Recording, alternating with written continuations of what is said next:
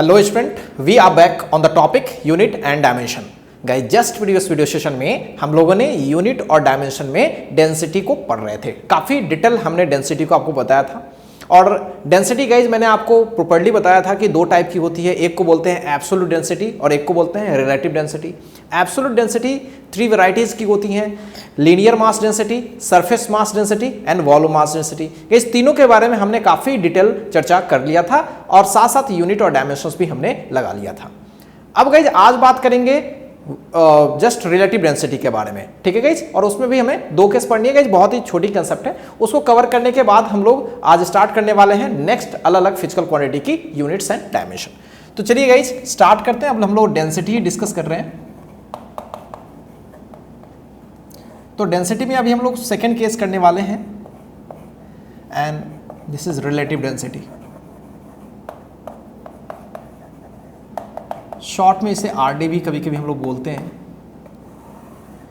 जैसा कि आपको पता है रिलेटिव डेंसिटी क्या होता है, किसी भी एक सबस्टांस की डेंसिटी को कंपेयर कर रहे होते हैं किसी दूसरे सबस्टांस से। सिंपल कंपैरिजन है, कितनी टाइम्स ज़्यादा हो या फिर कम हो। जैसे मेरी डेंसिटी 2 है और आपकी डेंसिटी 4 है, तो फिर आप मेरे से 2 ज़्यादा हो तो density of that object, that body with respect to ये वाली ऑब्जेक्ट जो भी है वो डेफिनेटली क्या होगी, 2 होगी। सो 2 is a number guys. Relative density एक नंबर देती है, कोई यूनिट इसका नहीं होता, बिकॉज ये जस्ट एक टाइम्स है कि कितनी टाइम्स वो ज्यादा होती है। So this is what the density of one object with respect to other is called relative density, ठीक है। तो गाइज इसमें क्या होगा, लेकिन इसमें जो हम लोग जनरली कंपैरिजन अलग अलग चीज़ों का करते हैं। जनरली सॉलिड का सॉलिड से कंपैरिजन जनरली नहीं करते। सॉलिड का किसी एक पर्टिकुलर सबस्टांस से करते हैं, गैसेस का फिर एक पर्टिकुलर गैस से करते हैं, ठीक है गाइज। तो आइए देखते हैं, इसमें दो तरह की डेंसिटी होती है। और एक बात इस गाइज इसमें बता दूं कि अगर मैं रिलेटिव डेंसिटी निकालूं तो कहीं ना कहीं ये density of one substance density of some another substance.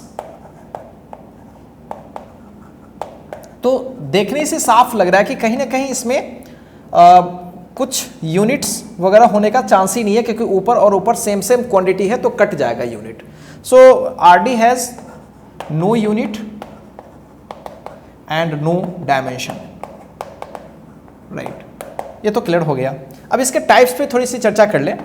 Relative density के बारे में जैसा कि मैंने आपको बताया था कि दो टाइप की होती है। एक को बोलते हैं हम लोग स्पेसिफिक ग्रेविटी, और गाइज एक को बोला करते हैं हम लोग वेपर डेंसिटी। थोड़ा समझना चाहिए इस चीज को, अच्छी चीज है ये। सबसे पहले हम एसजी के बारे में बात करते हैं, स्पेसिफिक ग्रेविटी। गाइज किसी भी सब्सटेंस के, सॉलिड जनरली या लिक्विड भी बोल सकते हो, तो सॉलिड और लिक्विड सबस्टांस के डेंसिटी का कंपैरिजन अगर मैं वाटर के डेंसिटी से करूं, और वाटर की डेंसिटी चूंकि वैरी करती है तो 4 डिग्री सेल्सियस पर जो वाटर की डेंसिटी होगी उसी से कंपेयर करेंगे। 4 डिग्री सेल्सियस पर भी वाटर की डेंसिटी सबसे ज़्यादा होती है, इस बात को याद रखेंगे हमेशा। उसकी डेंसिटी लगातार वैरी करती है। क्यों वैरी करती है इस पर बाद में चर्चा करेंगे, अभी नहीं करने का समय है।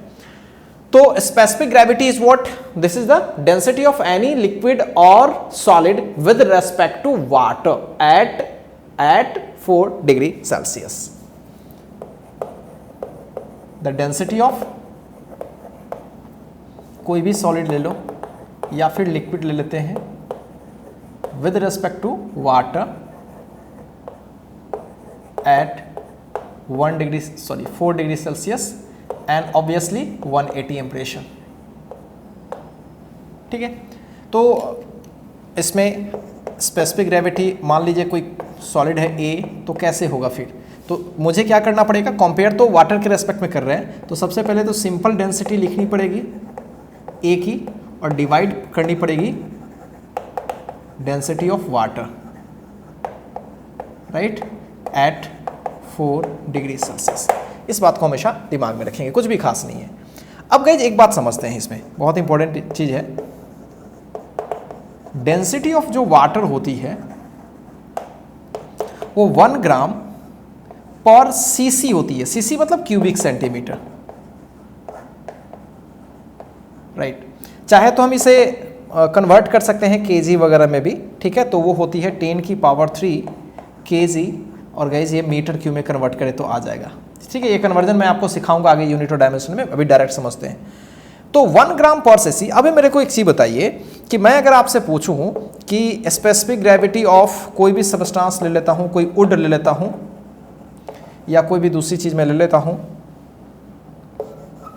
ऑफ ए, तो आप बोलोगे डेंसिटी ऑफ ए,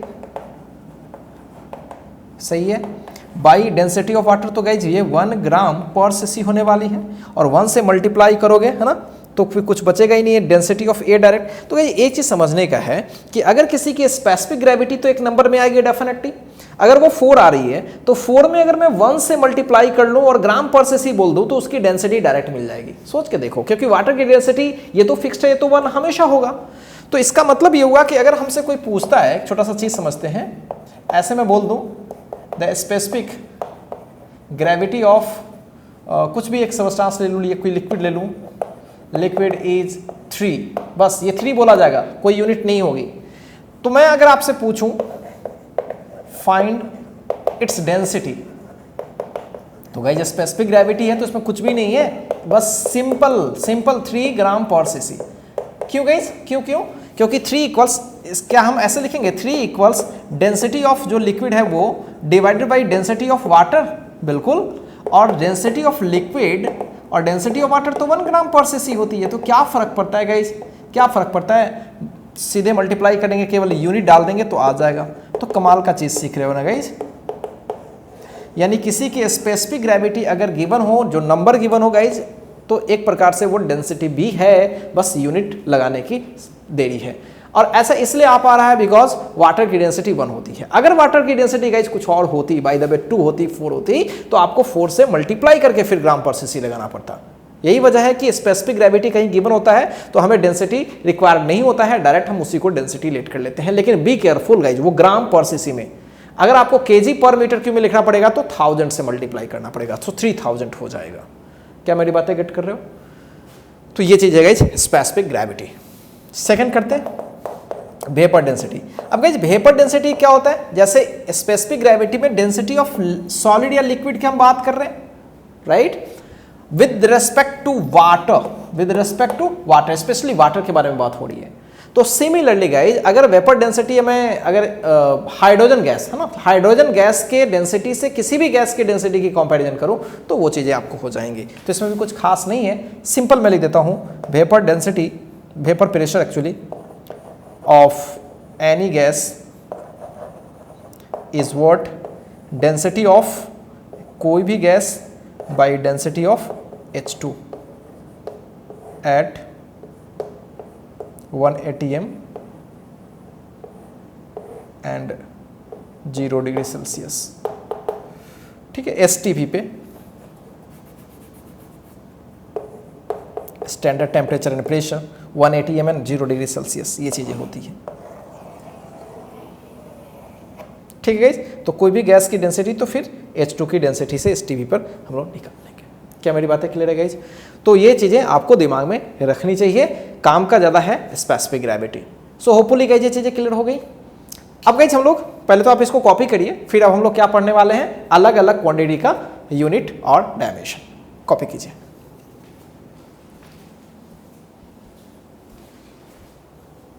चलिए गाइज आगे बढ़ते हैं और आगे अब डिफरेंट फिजिकल क्वांटिटी का हम लोग यूनिट और डायमेंशन लगाते हैं। तो गाइज नंबरिंग तो मुझे होपफुली याद नहीं है, अगर आपको याद हो तो आप देख लेंगे, लेकिन मैं थोड़ा सा मेमोराइज करता हूँ। मुझे लगता है सबसे पहले हमने डिस्टेंस को किया था, फिर उसके बाद एरिया को किया था, फिर उसके बाद हमने वॉल्यूम को किया था।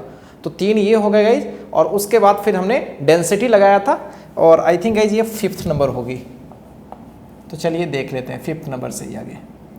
तो चलिए गाइज अब हम लोग बढ़ते हैं आगे, अलग अलग क्वांटिटी जो हमारे फिजिक्स में बहुत ज़्यादा यूज होती है। तो गाइज अभी हम लोग करने वाले हैं बहुत ही सिंपल, जो कि आपको पता भी है, and that is guys speed, है ना, वेलोसिटी या स्पीड बोल सकते हो।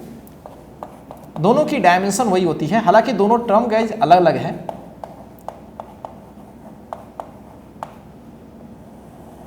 तो गाइज अगर मैं स्पीड का फॉर्मूला लिखूं, फिलहाल फॉर्मूला लिखना है, तो this is distance travelled by time taken, yeah guys अगर मैं वेलोसिटी का लिखूं, सो ये तो वेक्टर है लेकिन इसके मैग्नीट्यूड की मैं बात करूं, सो दिस इज डिस्प्लेसमेंट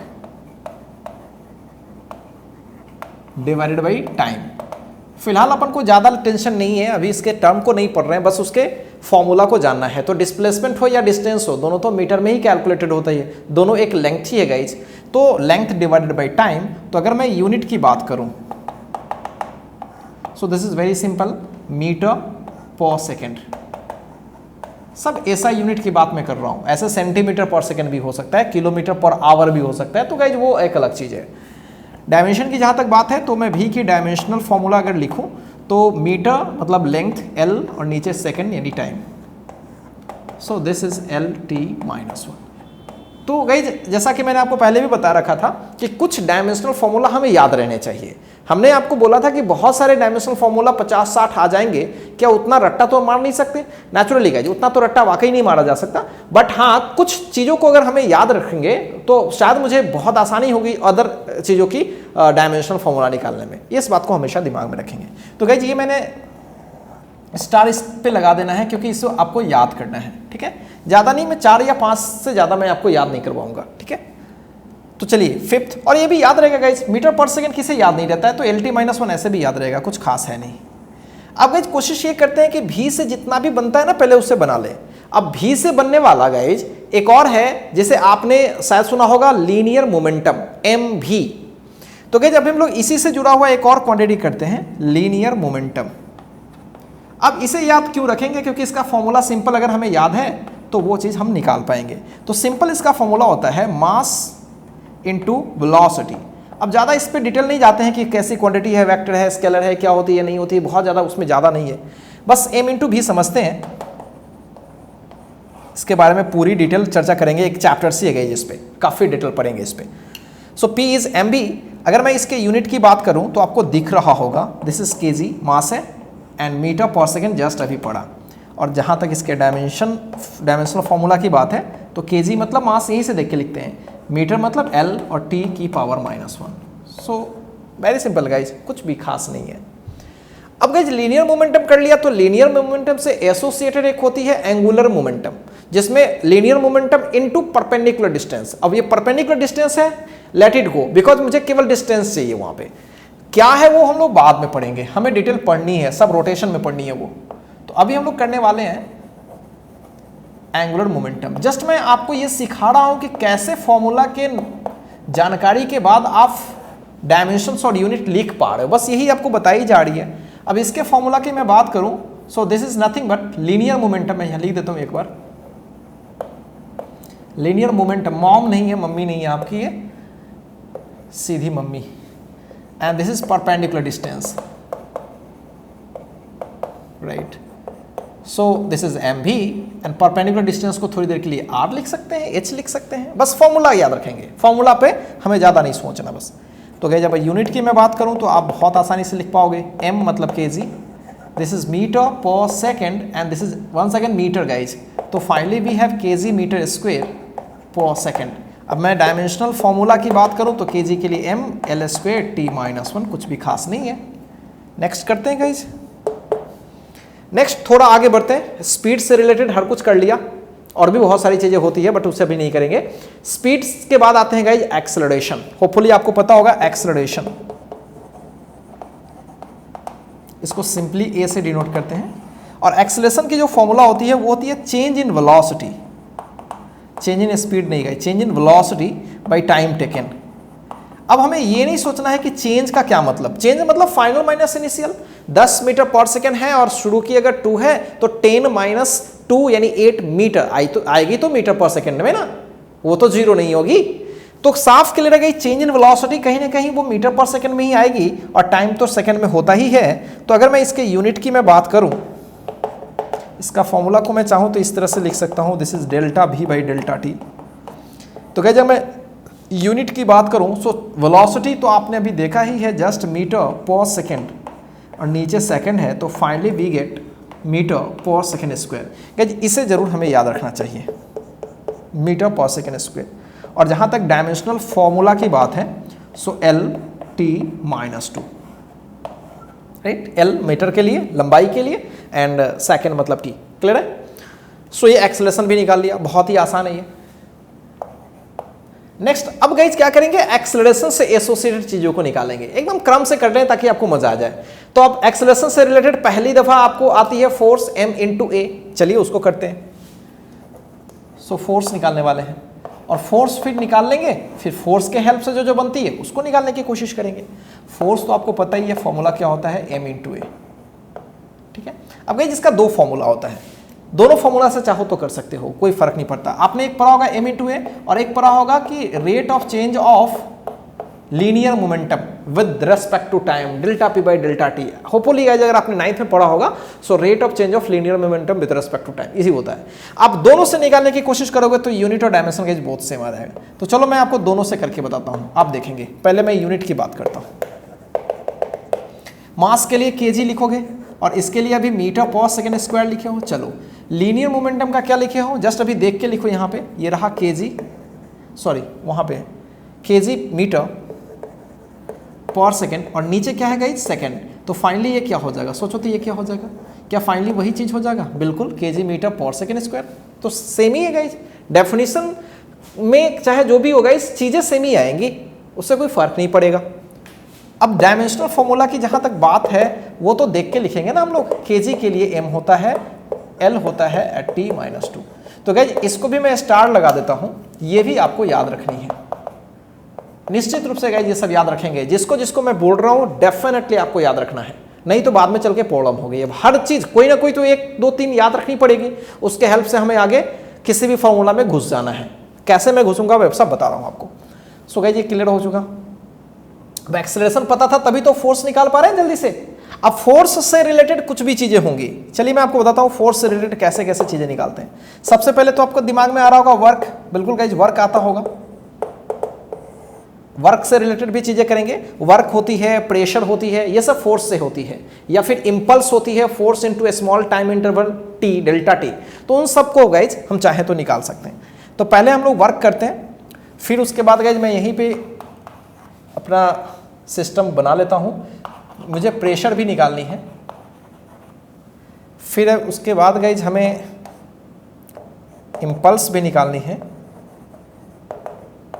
ठीक है, तो सब कुछ हम लोग निकाल लेंगे फोर्स के हेल्प से।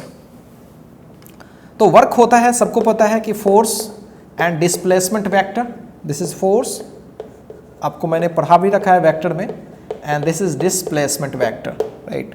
सो गाइज यूनिट की बात करूं तो फोर्स का तो अभी जस्ट निकाला, राइट। अगर आपको फोर्स का याद है, याद रहना भी चाहिए, kg metre per second square. Guys एक चीज़ और मैं बता रहा हूं, थोड़ा वेट करेंगे। डिस्प्लेसमेंट के लिए होता है, डिस्प्लेसमेंट के लिए नेचुरली मीटर होगी। So this would be kg metre square second -2। Guys एक बात अच्छे से समझेंगे, जब आप यूनिट और डायमेंशन पढ़ते हैं तो कोई कोई फिजिकल क्वांटिटी की यूनिट कॉम्प्लिकेटेड होती है, मतलब kg वेजी बहुत सारा चीज़ होता है, लेकिन उसको कलेक्ट करके कोई एक खास नाम दिया गया है। फोर्स के केस में आपको पता भी होगा, सब लोगों को पता होगा कि इस पूरे यूनिट को हम लोग न्यूटन भी बोला करते हैं। ठीक है गाइज, तो हम इसे न्यूटन भी बोल लेंगे, कोई इश्यू नहीं है। क्लियर है? तो आप चाहो तो इसको न्यूटन इंटू मीटर बोलोगे, लेकिन गाइज इंपॉर्टेंट ये है डायमेंशनल फॉर्मूला में न्यूटन से काम नहीं चलेगा आपका, न्यूटन को खोलना पड़ेगा पहले। ठीक है, न्यूटन साहब को नहीं खोलना है, तो न्यूटन को खोलना पड़ेगा, मतलब देखना पड़ेगा कि वो kg मीटर सेकेंड में कैसे है। सो मैंने यहाँ पे न्यूटन को जैसे ही खोलूंगा तो kg metre per second square आएगा, क्योंकि फोर्स आ गया, फिर डिस्प्लेसमेंट मीटर आ गया, तो फाइनली वी गेट दिस। तो गाइस अगर मैं वर्क का डायमेंशन फॉर्मूला लिखूं, सो ml² t -2। गाइस ये वन ऑफ द बेस्ट है, मतलब जितने भी फॉर्मूला आपने पढ़े ना, सो सबसे ज्यादा काम का यही चीज है गाइस, ये बड़ा काम आता है। अब देखिए ना ये चीज कितना काम आता है। आगे चल के मैं आपको बताऊंगा गाइज कि वर्क की जो डायमेंशनल फॉर्मूला होती है और जो यूनिट होती है। और गाइज एक बात और मैं बता दूं कि ये जो kg मीटर स्क्वायर ये है, इसको हम लोग जूल भी बोला करते हैं। ये सारी चीजें आपको होपफुली पता होंगी, इसको जूल भी बोला करते हैं। तो कलेक्शन जो होती है ना गाइज वो याद रखते हैं, और बहुत ज्यादा कलेक्शन नहीं है गाइज। एक आपको फोर्स में मिलेगा, एक आपको वर्क या फिर एनर्जी में मिलेगा, फिर आपको एक बार पावर में मिलेगा। तो कुछ इना गुना फिजिकल क्वांटिटीज होती है जिसमें कलेक्शन मिलता है, इसलिए टेंशन नहीं लेना है। अब हर चीज का कलेक्शन हमें याद नहीं रखना है। सो गाइस याद रखेंगे वर्क का कलेक्शन क्या होता है, जूल, जे से यूनिट करते हैं, और ऑब्वियसली इसका वर्क जो होता है ml²t-2 होता है। और गाइस ये बहुत इंपॉर्टेंट है, बहुत इंपॉर्टेंट है। अब एनर्जी का आगे चल के पढ़ेंगे कि एनर्जी का भी डायमेंशनल फॉर्मूला या फिर यूनिट वर्क के ही बराबर होता है। एक्चुअली गाइस वर्क भी एक प्रकार की एनर्जी ही है। अभी मैं डायरेक्ट लिख रहा हूं, आगे चल के मैं प्रूव करके आपको बताऊंगा कि कैसे एनर्जी का डायमेंशनल फॉर्मूला एग्जैक्टली यही होता है। बस रट्टा मार लेना है, ml²t-2। क्लियर? फोर्स का ml एक पावर डाउन जाता है, बस एक कम, तो ml_t-2 याद रहेगा। एक्सेलरेशन बोलेगा तो मास हटा दो, lt-2 कहीं पे है, या lt-2। क्लियर है guys? So this is very easy. तो गाइस ये वर्क निकाल लिया हम लोगों ने, फोर्स निकाल लिया। अब फोर्स के बेसिस पे प्रेशर होता है, तो प्रेशर का फॉर्मूला तो आपने पढ़ा ही होगा, फोर्स अपॉन एरिया। तो कुछ खास नहीं है, अब इसको रट्टा नहीं मारते, बस फोर्स डायरेक्ट लिखेंगे और डायरेक्ट एरिया से डिवाइड करेंगे। तो गाइस यूनिट की बात मैं करता हूँ। हाँ, यूनिट में एक चीज़ है, थोड़ा समझना है यहाँ। तो गाइस यहाँ पे मैं चाहूँ तो न्यूटन लिख सकता हूँ डायरेक्ट, नीचे मीटर स्क्वायर भी हो जाएगा। तो गाइस न्यूटन पर मीटर स्क्वायर को हम पास्कल बोला करते हैं, याद रखना चाहिए। दिस इज पास्कल, शॉर्ट में PA लिखते हैं, पास्कल। क्लियर? अब गाइस यूनिट तो समझ में आ गया।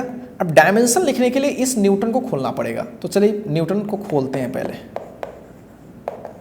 अगर न्यूटन को खोलें, so this would be kg metre per second square. Clear है? और ऑलरेडी ये मीटर की पावर -2 है, तो ये हो जाएगा kg मीटर की पावर -1 और सेकेंड की पावर -2। क्लियर है गाइज? तो अगर मैं प्रेशर की डायमेंशनल फॉर्मूला लिखूं तो दिस इज kg का मतलब मास, मीटर का मतलब ये, और t-2। तो गाइज ये बहुत ही साधारण है। ठीक है? इम्पल्स का फॉर्मूला होपफुली आपको पता होगा। This is the force into delta T, मतलब स्मॉल टाइम इंटरवल। ठीक है, डायरेक्ट फॉर्मूला लिखा। फोर्स तो आपको पता ही है, टाइम तो आपको t सेकंड पता ही है। तो अगर गाइज मैं इसका यूनिट पहले लिखूं तो फोर्स का होता है न्यूटन इनटू सेकंड। अगर मैं इसको खोल के लिखूं तो kg metre per second square and this is second, so finally we get kg metre second this. सही है गाइज? और गाइज अगर आप अच्छे से देखेंगे तो जो मोमेंटम इम्पल्स होती है वो mlt-1। अब अच्छे से बात करेंगे तो ये कहीं ना कहीं लीनियर मोमेंटम का भी, ये लीनियर मोमेंटम का भी डायमेंशन है। गाइस चेक करें, लीनियर मोमेंटम यहाँ पे है mlt-1 और यहाँ भी mlt-1। तो याद रखेंगे कि इम्पल्स की, कहीं पे इस चीज़ को लिख भी लेंगे, इम्पल्स की जो डायमेंशनल फॉर्मूला होती है वो लीनियर मोमेंटम से टैली करती है।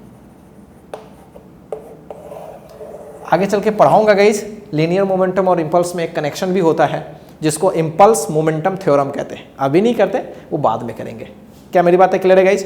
तो होपफुली गाइस आपने सारे फिजिकल क्वांटिटीज के यूनिट और डायमेंशन एंजॉय कर रहे होगे। कुछ भी खास नहीं है गाइस, आप खुद देख रहे हो कि इसमें कुछ भी नहीं है, सिंपल फॉर्मूला लिख रहा हूं। हाँ गाइज, एक चीज आपके दिमाग में बार बार आ रही होगी, सर फॉर्मूला कैसे याद रखेंगे? तो गाइज वेट एंड वॉच, ये चीजें आपको धीरे धीरे धीरे धीरे सब आ जाएंगी। जब पढ़ने लगोगे गाइज तो नेचुरली हर कुछ याद हो जाएगा। क्या स्पीड के फॉर्मूला में कभी कोई टेंशन हुआ है क्या? क्योंकि आपको पता है। फोर्स के फॉर्मूला में कभी कोई टेंशन हुआ है? बिल्कुल नहीं। मोमेंटम के फॉर्मूला में कभी कोई टेंशन हुआ है? नहीं, क्योंकि ऑलरेडी ये पढ़ा है आपने। तो जैसे जैसे आगे बढ़ेंगे वैसे वैसे फॉर्मूला खुद ब खुद पढ़ते चले जाएंगे, तो आपको कोई टेंशन नहीं होगा। So don't worry about it. क्या मेरी बातें क्लियर है? तो चलिए इसको कॉपी कीजिए। अभी हम लोग और बढ़ेंगे। अभी हम लोग ने 12 तक कर लिया, 13 पे लगाने वाले हैं। ठीक है,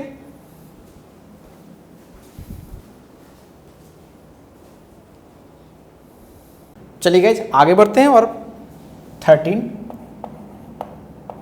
तो गाइज अभी जस्ट हमने फोर्स निकाला है और वर्क निकाला है। अब गाइज फोर्स से रिलेटेड मैंने 2-3 क्वांटिटी कर लिया, प्रेशर कर लिया, इंपल्स कर लिया।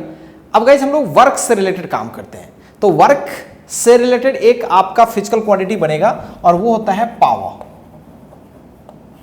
P से ही डिनोट करते हैं। चलिए, so guys power is what? This is the rate of change of work, rate of doing work. Guys power मतलब work divided by time taken. Simple formula याद रखेंगे, ज्यादा कुछ इसमें है नहीं। सो W/T। अब इसकी यूनिट तो दिख ही रही है। अगर वर्क का डायरेक्ट लिखें तो जूल, नीचे second, so this would B joule पर सेकंड। इसको हम लोग वाट बोलते हैं, वाट, जेम्स वाट। ठीक है, and this watt is symbolized capital W, clear. So watt, सही है। अब जरा जूल को खोलते हैं, ठीक है। तो कैसे खोलेंगे गाइज, जूल को याद होगा केजी मीटर स्क्वायर और सेकेंड -2। गाइज मुझे कैसे याद है वो देखो, जूल वर्क का होता है ना ml स्क्वायर t -2, m मतलब kg l स्क्वायर t -2, याद है, ऐसे ही तो रहा इसको मैंने। तो सेकेंड की पावर -1, सो kg मीटर स्क्वायर सेकेंड की पावर -3, होपफुली यही होगा, हाँ वही होगा। हो गया गाइज, यूनिट हमने खोल लिया, तो डायमेंशन निकालना कौन बड़ी बात है। kg मतलब m, l स्क्वायर t -3, कुछ भी नहीं है गाइज, कुछ भी नहीं है, बहुत बहुत सिंपल है। तो होपफुली मेरी बातें गाइज आप समझ रहे हो। और आते हैं गाइज, ये सब इंपॉर्टेंट चीज़ है। अब एनर्जी के बारे में, जैसा कि मैंने बताया कि एनर्जी और वर्क का सेम यूनिट और डायमेंशन होता है। तो गाइज एनर्जी, अब कोई भी टाइप की एनर्जी हो, कोई भी टाइप की एनर्जी हो, चाहे वो कैपेसिटर में, आगे चल के पढ़ोगे, कैपेसिटर में एनर्जी स्टोर हो, किसी इंडक्टर में एनर्जी स्टोर हो, ठीक है, किसी मैग्नेटिक फील्ड की एनर्जी हो, या किसी हीट एनर्जी के बारे में बात हो रही हो, ठीक है, काइनेटिक एनर्जी हो, पोटेंशियल एनर्जी हो, इलेक्ट्रोस्टैटिक पोटेंशियल एनर्जी हो, स्प्रिंग में एनर्जी हो, गाइज बहुत तरह की एनर्जी हो, जहां कहीं भी एनर्जी वर्ड यूज आ रही है गाइज, सबकी डायमेंशन एक ही होती है। तो अपन को जो पता है पहले उसको लिखते हैं। अगर मैं काइनेटिक एनर्जी को लिखूं तो that would be half of mv square, अच्छा। या पोटेंशियल एनर्जी को लिखूं, ग्रेविटेशनल पोटेंशियल एनर्जी का, तो mgh, इन सब का डायमेंशनल फॉर्मूला वही होगा और सबकी यूनिट जूल ही होती है। तो यूनिट तो मैं डायरेक्ट लिख देता हूं, जूल होगी, कैपिटल J से डिनोट करेंगे, और इसको अगर मैं खोल के लिखूं तो that would be kg metre square second -2। तो जरा मैं इसको बताने की कोशिश भी करता हूं कि कैसे होता है, देखिएगा। डायमेंशन लिखता हूं, उसमें आपको पता पड़ जाएगा। गाइस नंबर की कोई डायमेंशन नहीं होती, हमेशा फिजिकल क्वांटिटी की होती है ना। तो हाफ फिजिकल क्वांटिटी थोड़े ना है, फिजिकल क्वांटिटी तो मास है। तो मास की डायमेंशन लिखते हैं, तो मास की डायमेंशन तो भाई m ही होगी। v वेलोसिटी तो LT-1 होती है, उसकी होल स्क्वायर है तो मैं होल स्क्वायर कर दूंगा। आपको दिख रहा है कि m l square t -2, this is quite easy. अब बोलोगे सर इससे निकाल के बता दो, mgh, चलो मैं उससे बता देता हूं।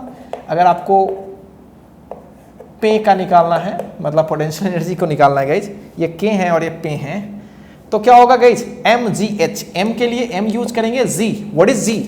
g is the acceleration due to gravity. Acceleration guys, gravitational force की वजह से ऑब्जेक्ट्स नीचे आती है तो वो एक्सेलरेट करके आती है। जब भी किसी ऑब्जेक्ट पर फोर्स लग रही है, अगर वो मूव कर रहा है तो डेफिनेटली उसमें को क्या होती है गाइज, एक्सेलरेशन होती है। लेकिन एक्सेलरेशन चाहे जिस वजह से हो, चाहे अर्थ के द्वारा लगाए गए फोर्स से हो या मेरे द्वारा लगाए गए फोर्स से हो, कोई फर्क नहीं पड़ता, यूनिट और डायमेंशन तो गाइज वही होगी। तो this is nothing but acceleration. तो गाइज अगर एक्सेलरेशन की मैं बात करूं तो अभी हमने पढ़ा है LT-2, यही तो पढ़ा है, metre per second square, and h is the height. So height का क्या होगा, l। आप देख लें, ये पहली क्वांटिटी, ये दूसरी क्वांटिटी, एंड ये दिस तीसरी quantity. Finally we get ml square t -2। So in every case we get ml square t -2।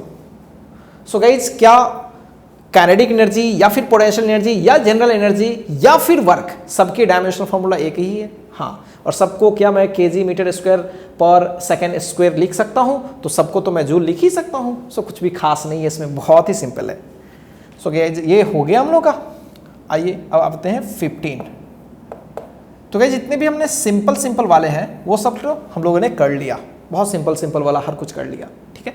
अब थोड़ा अंदर में चलते हैं। इतनी चीज़ें तो मुझे लगता है हर कुछ चीज़ें ये आपने 9th 10th में वगैरह में पढ़ रखा होगा, इसमें कुछ खास है नहीं।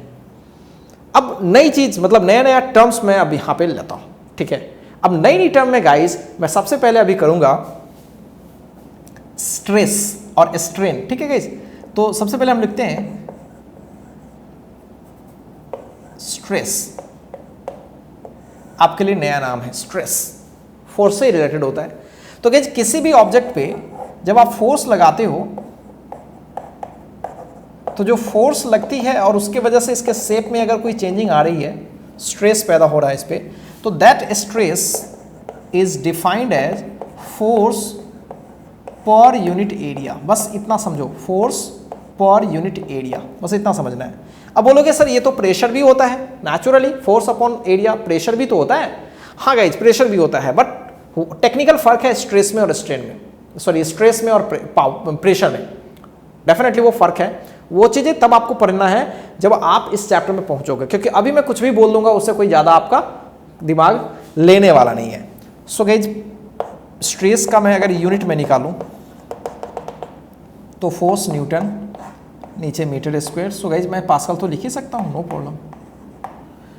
अब जहाँ तक यूनिट डायमेंशन की बात है तो डायमेंशन तो स्ट्रेस की हो या फिर प्रेशर की हो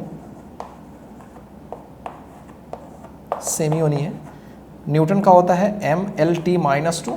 देखिए गाइज मुझे याद नहीं है फिर भी मैं लिख कैसे रहा हूँ। फोर्स पता है तो mLT-2 मुझे ये याद था, और मीटर स्क्वायर हमें पता है L स्क्वायर, तो मैं डायरेक्ट देखिए कैसे लिख रहा हूँ। इसलिए मैंने बोला कि 2-3 जो मैंने आपको स्टार लगवाया बस उसको याद कर लेते हो तो मैक्सिमम चीज़ें कवर हो जाएंगी अगर आपको फॉर्मूला पता रहा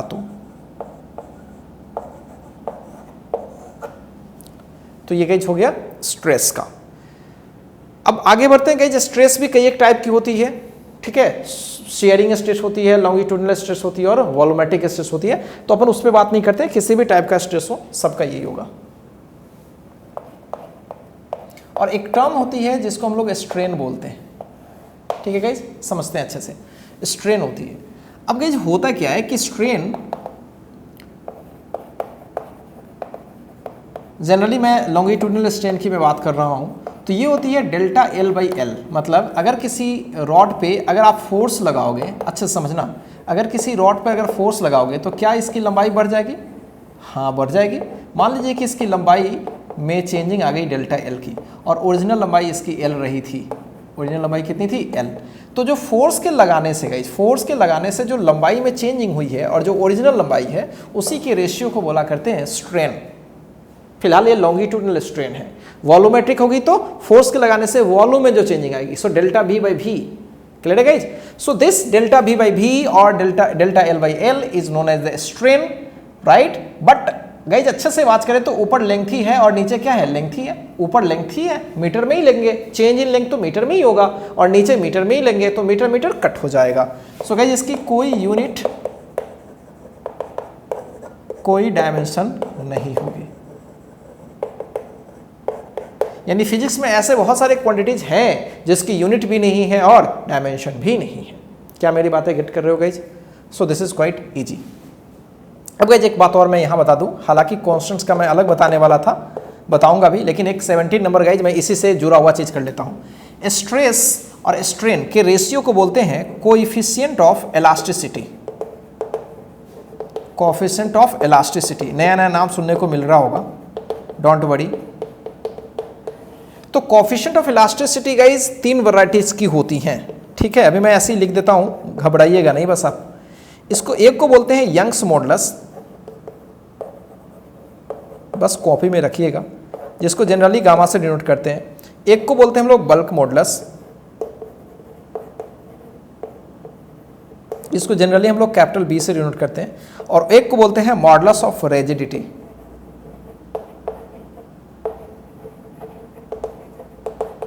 जनरली इसको हम लोग ईटा से डिनोट करते हैं। एन थोड़ा स्टाइलिश एन है, थोड़ा ऐसे मुड़ा हुआ नीचे से।